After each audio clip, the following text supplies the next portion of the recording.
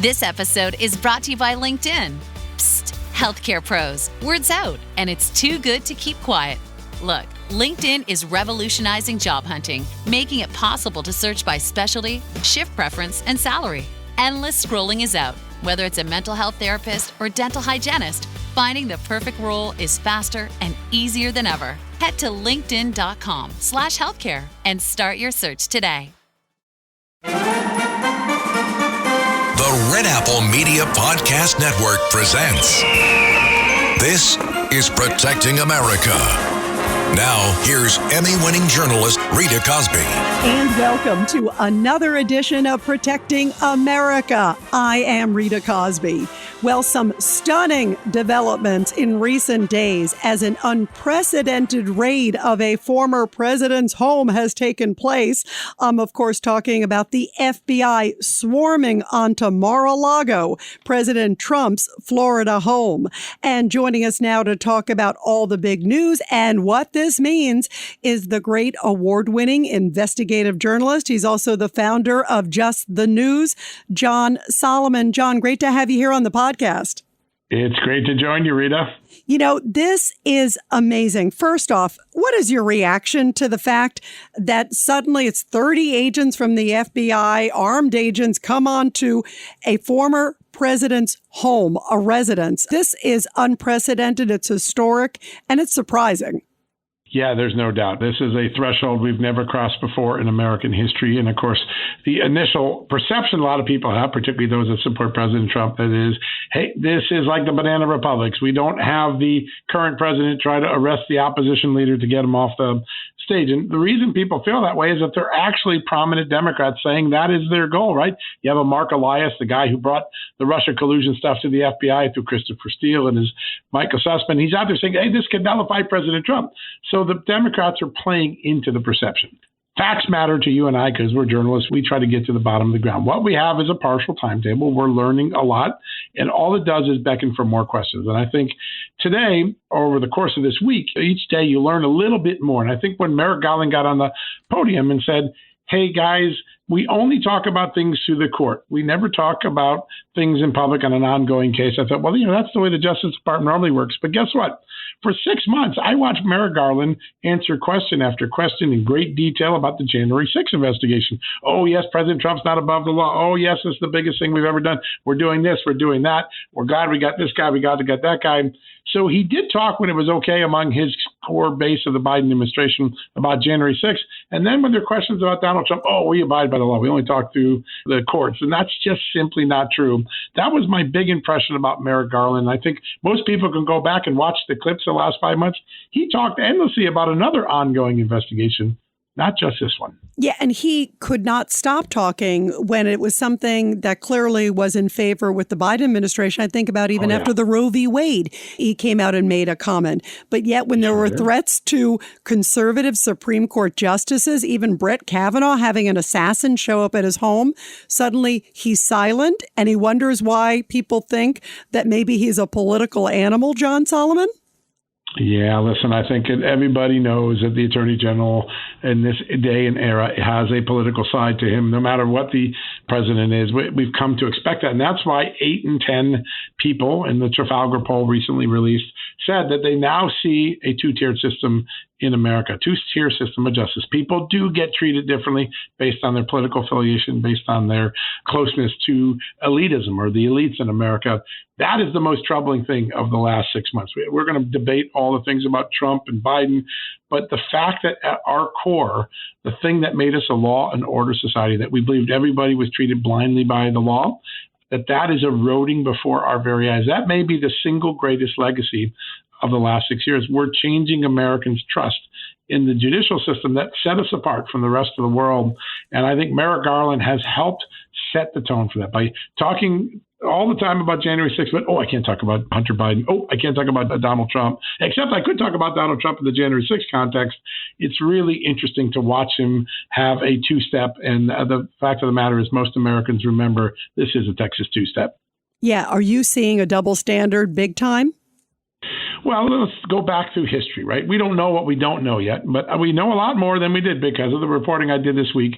Let's go through the timetable. All right, the president finds out he's got some boxes in his home that belong to National Archives. They send them back earlier this year. Here's the big fact that we broke in the last 24, 48, 72 hours, this sort of timeline in the middle. June. This has evolved over 72 hours. June 3rd, the FBI shows up at the president's home. 3 FBI agents and a senior Justice Department official, very important. There's a prosecutor there as well. They have a grand jury subpoena. It's a very cordial moment. The lawyers went through everything that the FBI asked them to go through, and they provided the remaining documents that fit the description of the grand jury subpoena. Think about this. For 3 months, we didn't know the former president of the United States had gotten a grand jury subpoena.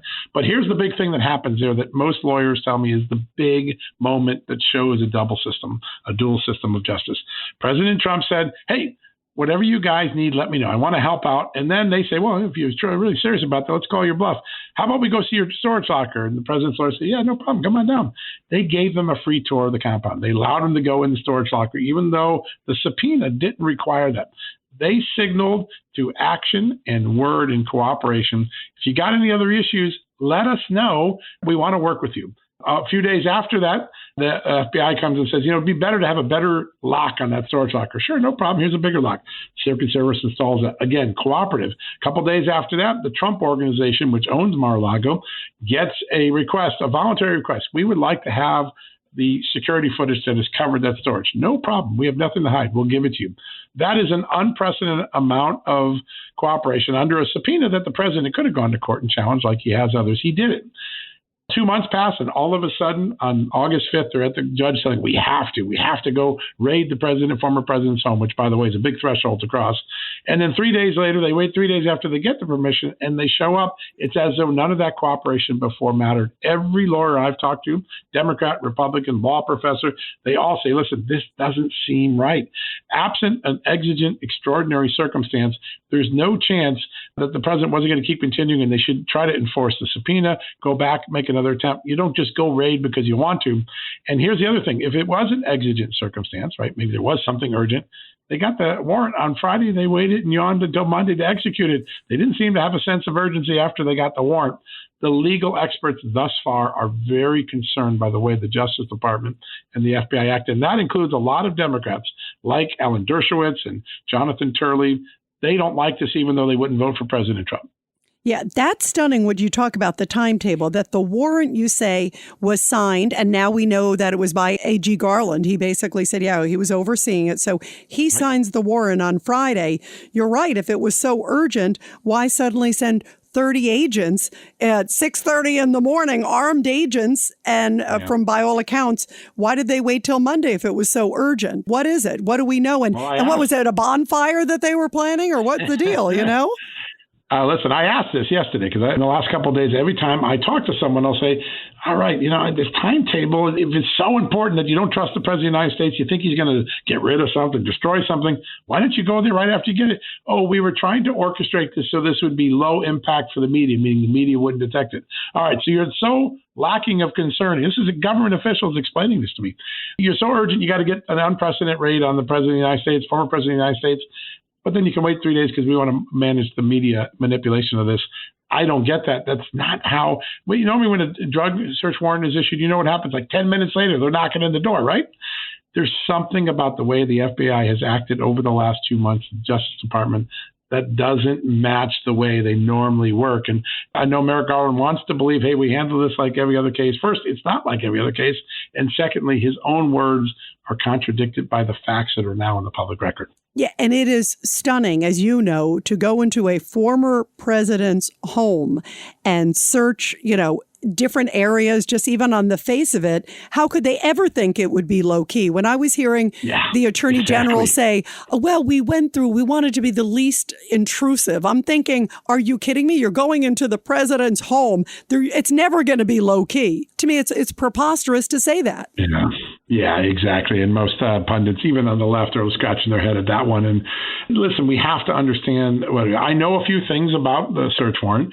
I know what the crimes are that are listed on the search warrant. I've been able to confirm this with government officials and private lawyers. There are 2 alleged crimes they're looking at. One is theft under the Presidential Records Act, meaning some documents haven't been returned that belong to the archives. That is a non-enforceable offense. There's not a whole lot of big enforcement cases on it. Theoretically, you could get fined. Theoretically, maybe they could put you in prison. It's not a crime we prosecute very often, and it's certainly not one that we knock doors in for on a regular basis or even occasionally. The second crime is Classified Information Protection Act. The president was still in possession of classified documents, and they should be in the possession of the security community. There's a problem with that. If you're Sandy Berger, the old Clinton National Security Advisor, when you stuffed those documents into your pants and stole them from the National Security Advisor, you weren't a declassifying authority. He was just a civilian. President Trump is the ultimate declassifying authority for his own documents. What has not been ascertained, as far as I can tell in talking to government officials, has anyone asked if President Trump verbally declassified these documents as he was leaving the office? And these are declassified, I'm taking with me. Because, by the way, that's all the law says that has to happen. I went and looked at some of these, the famous executive order. It's actually George Bush who wrote it. The president and vice president can instantly declassify things. They don't have to go through the process everybody else does. President Trump was the ultimate declassifying authority. One thing we can't get answered is whether he may have declassified these, and just because the markings on them doesn't mean they weren't declassified. We're going to have to get to the bottom of those sort of issues in the next few weeks. It doesn't look like the Justice Department did. So would we know if he had verbally declassified, and he would have to do it while he was president, correct? Your gut affects everything, even your mood. So Ollie created 2 brand new products to take care of your insides. Ollie Big 10 Probiotic has 10 strains of probiotics, their most ever, to support a healthy gut microbiome, immune system, and stress response. And Ollie Super Good Superfoods delivers 15 superfoods in tasty gummy form. Find them at ollie.com and exclusively at Walmart. Ollie! These statements have not been evaluated by the Food and Drug Administration. This product is not intended to diagnose, treat, cure, or prevent any disease. Yeah, you can't do it afterwards, right? I mean, you certainly have some say over it. You can go to the current president and say, hey, my stuff, would you declassify this for me? But when you are the president, the empowered president, which the president was until noon on January 20th, 2021, and these boxes left the White House before then, one of the things we don't know, and people like Kash Patel, who was very close to the president towards the end of his tenure, say, listen, I'm told, I know, I saw the president say I'm declassifying things. So there's some factual things that aren't yet in the record that we don't know about. But then there's the second question, Hillary Clinton, Donald Trump. Let's take the first one. Hillary Clinton was under grand jury subpoena back in the 1990s for her Rose Law Firm billing records. She didn't turn them over. A White House steward found them on her coffee table in the White House residence. It is clear that Mrs. Clinton had records in her possession that were supposed to be subject to the grand jury. Now, what did the United States government do then?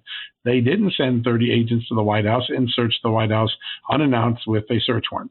They worked through Clinton's lawyers and Mrs. Clinton's lawyers, Ken Starr, the White Warrant, to secure those documents and to make sure that nothing else was in the possession of them. That's a typical way that things usually go when you have a government or former government official. 20 plus years later, let's fast forward to August of 2015, 7 months ago this month. I broke the story. I remember it.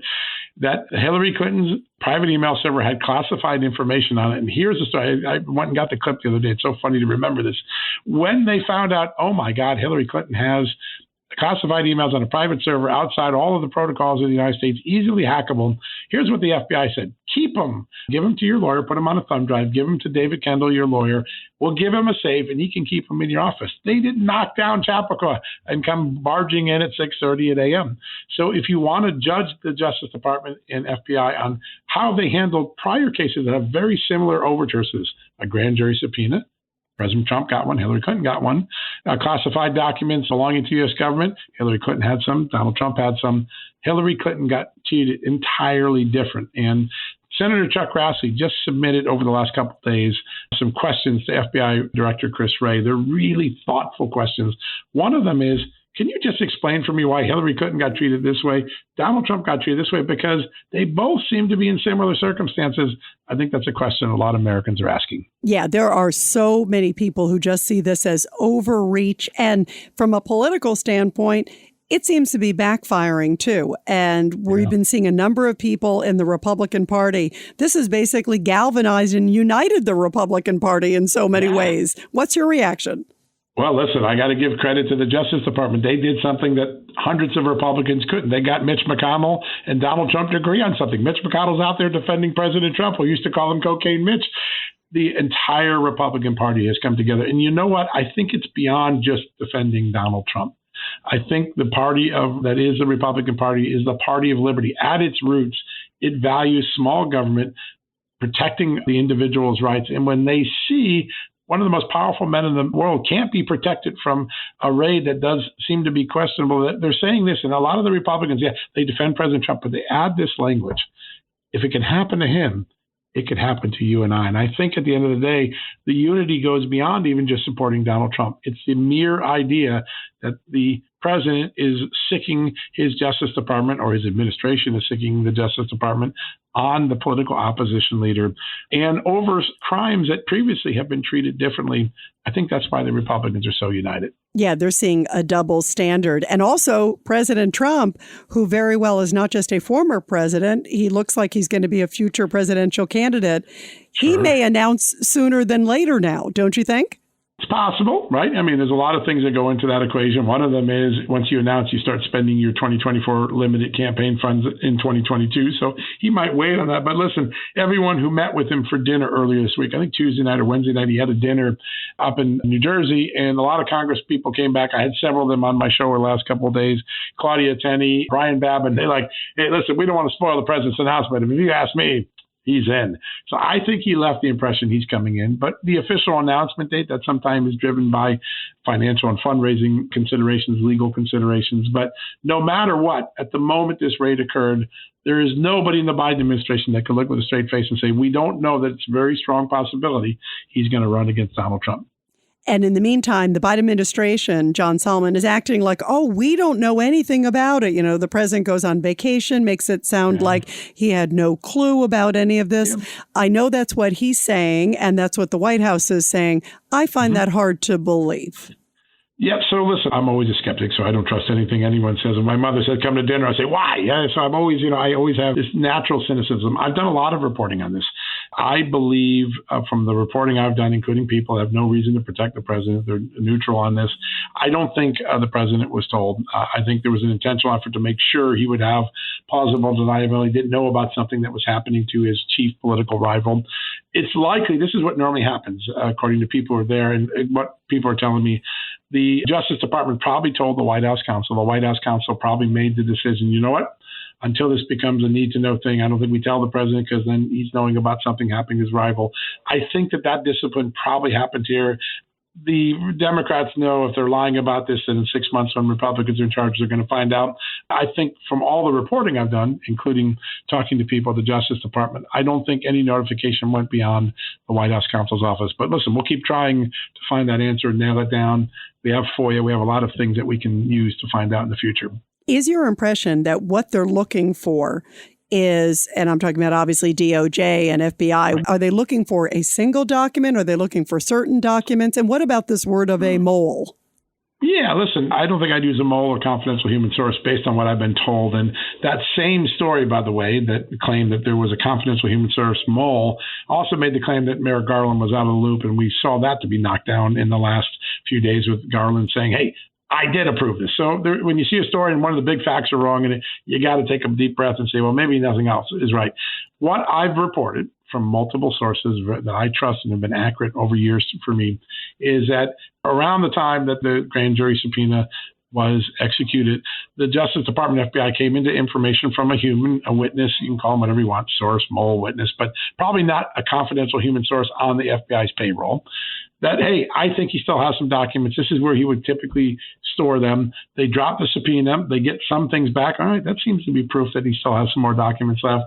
I think they debated for some time. And then because the 90-day window of the law says you can't do things political 90 days before election unless it's extraordinary, they were one day away from that. They're like, oh, we better do the raid. And I think they just jumped into action and did it.